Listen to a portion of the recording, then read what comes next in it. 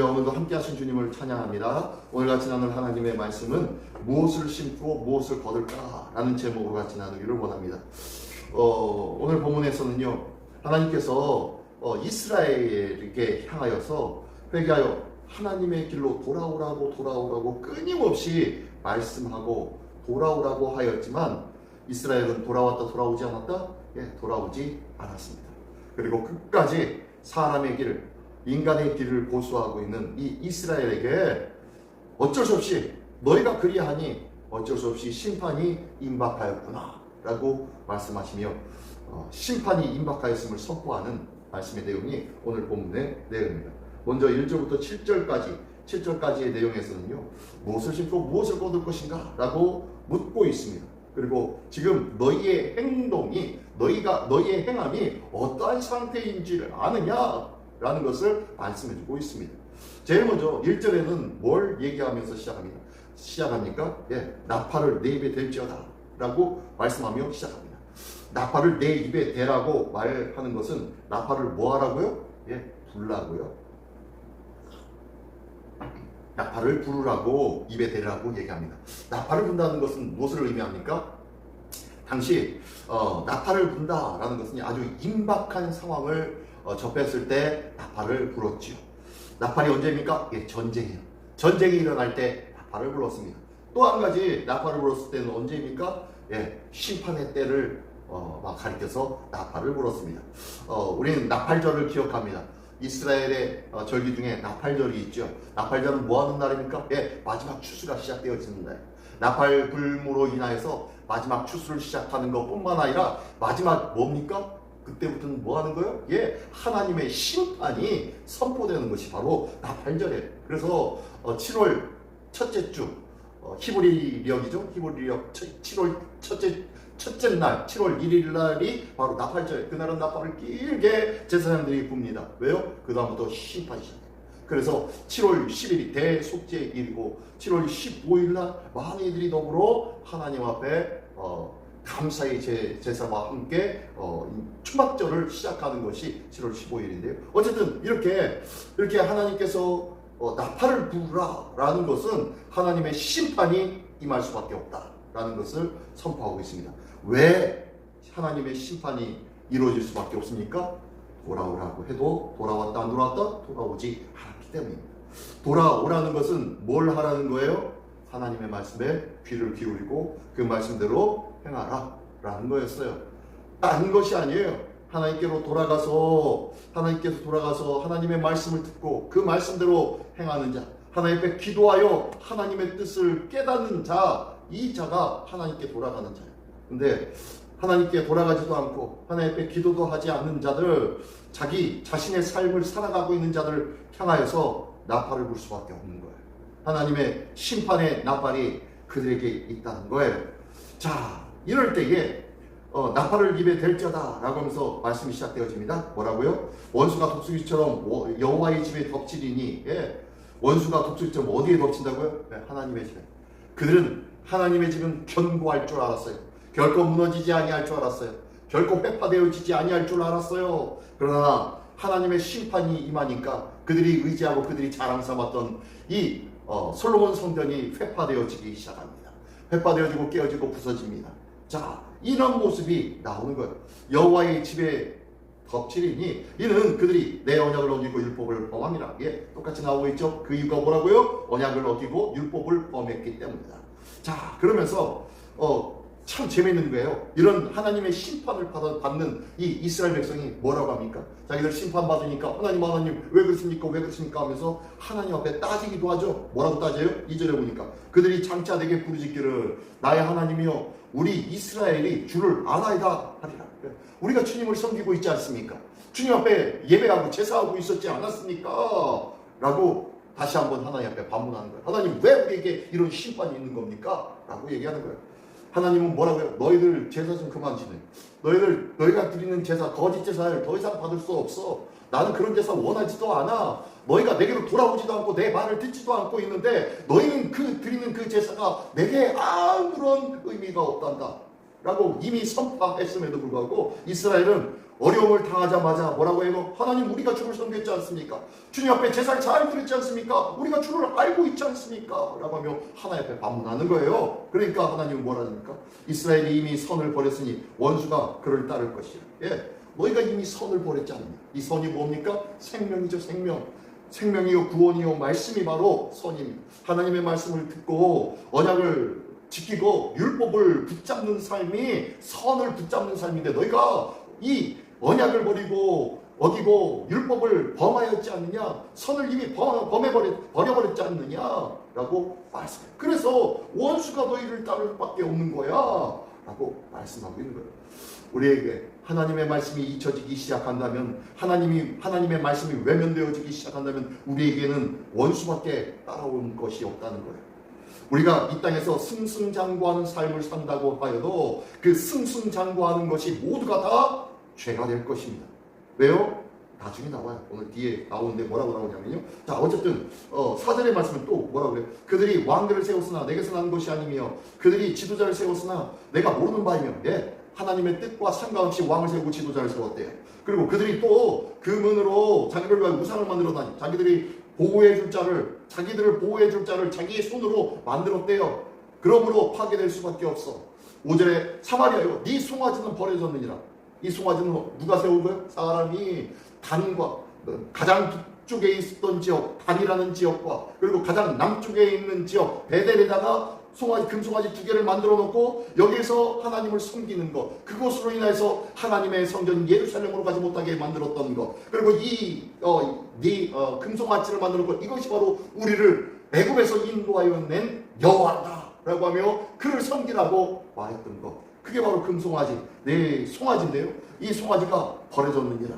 네 진노가 우리를 향하여 타오르나 그들은 어느 때에 무죄하겠느냐 라고 하면서 안타까워하시는 거예요. 그러면서요, 이 송아지는 참신이 아니고 사람이 만든 것이다. 이스라엘에서 나고 장인이 만든 것이다. 참신이 아니니 이 송아지가 어떻게 해요? 산산조각나리라.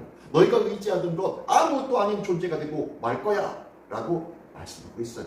그러면서 이 너희가 의지하고 있는 것, 너희가 열심으로 지금껏 섬겼던 것, 이것이 하나님이야 라고 섬겼던 이 송아지를 의지했는데 너희가 이것이 바로 바람을 심은 거야.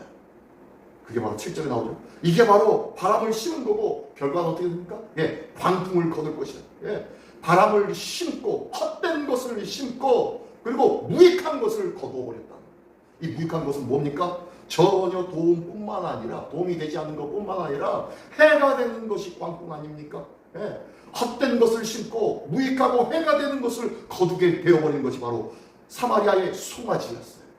이게 바로 눈에 보이는 것, 그럴듯하게 되어지는 것, 이것이 참 하나님 같고 이것이 하나님의 영광같이 느껴졌던 금송아지, 이 송아지를 너희가 섬겼으니, 너희가 눈에 보이는 것을 섬겼으니 내가 바람을 심고 광풍을 거들도록 만들어 버릴 거야 라고 말씀하셨어요.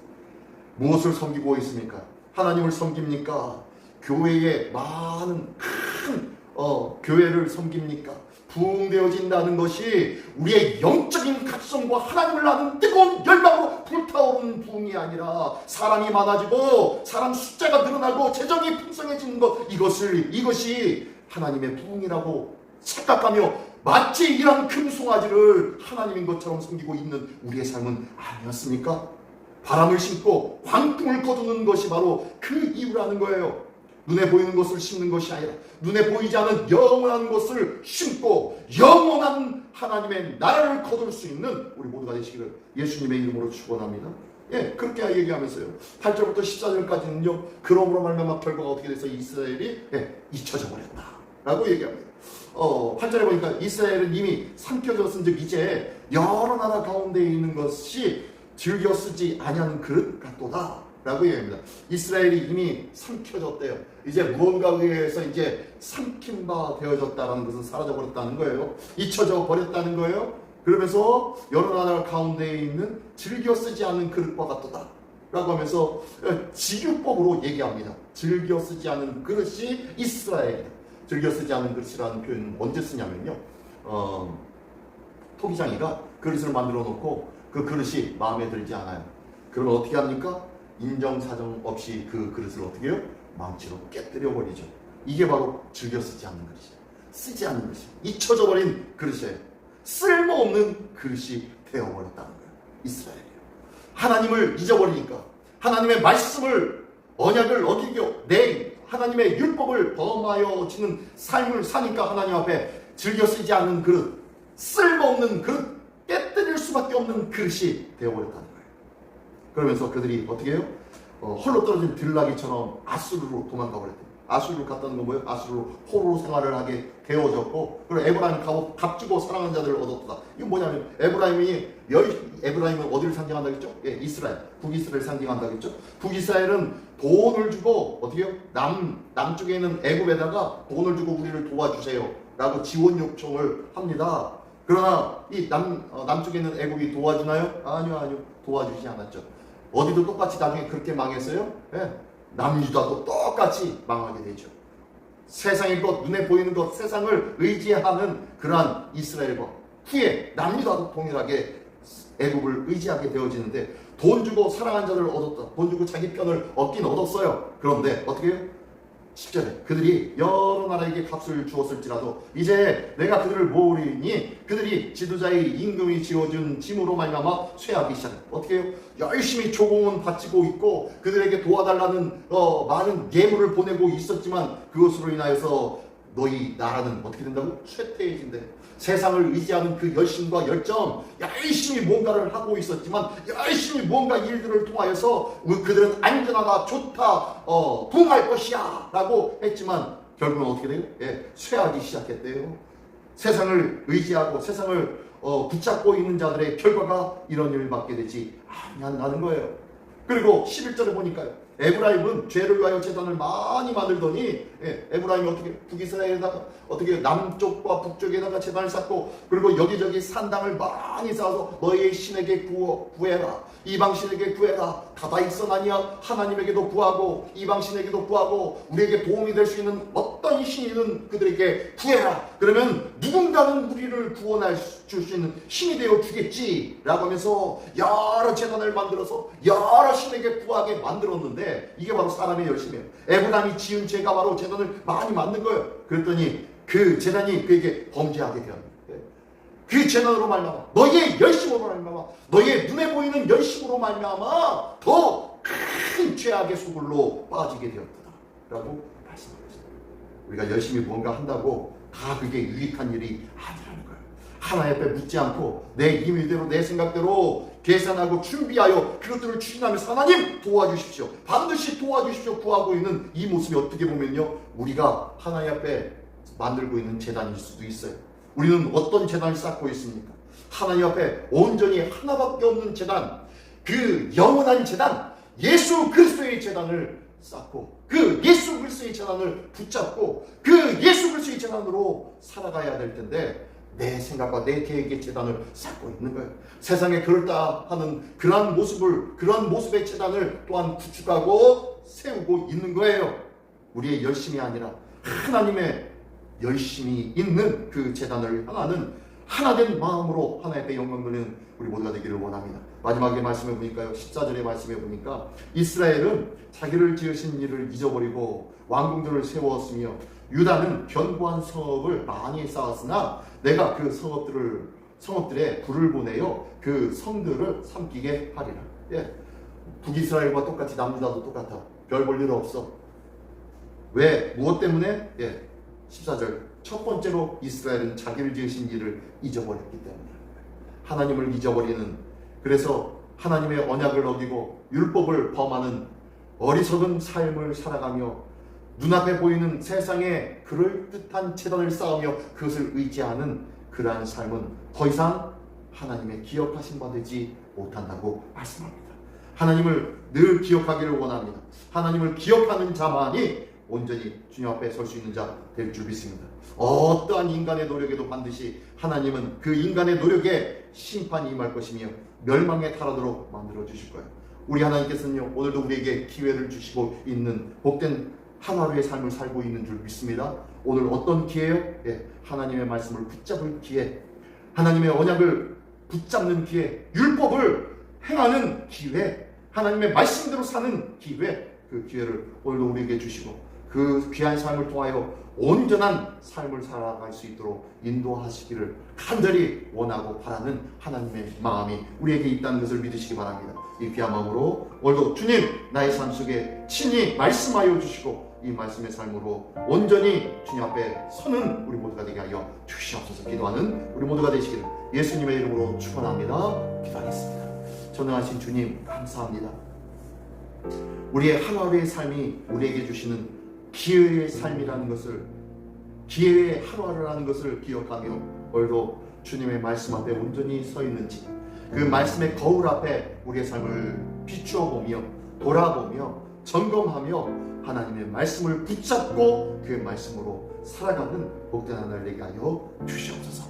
이것이 바로 믿음의 삶을 향한 복된 삶인 줄 믿사옵니다. 오늘도 그 말씀이 믿음의 삶의 온전한 안내표가 되게 하여 주시어서 온전한 하나님의 사랑의 삶을 살아가는 복된 하나를 되게 하여 주시옵소서. 하나님의 기뻐하시는 삶 되게 하여 주시옵소서. 모든 것 주님께 의탁드려오며 예수 그리스도의 이름으로 기도드리옵나이다. 아멘.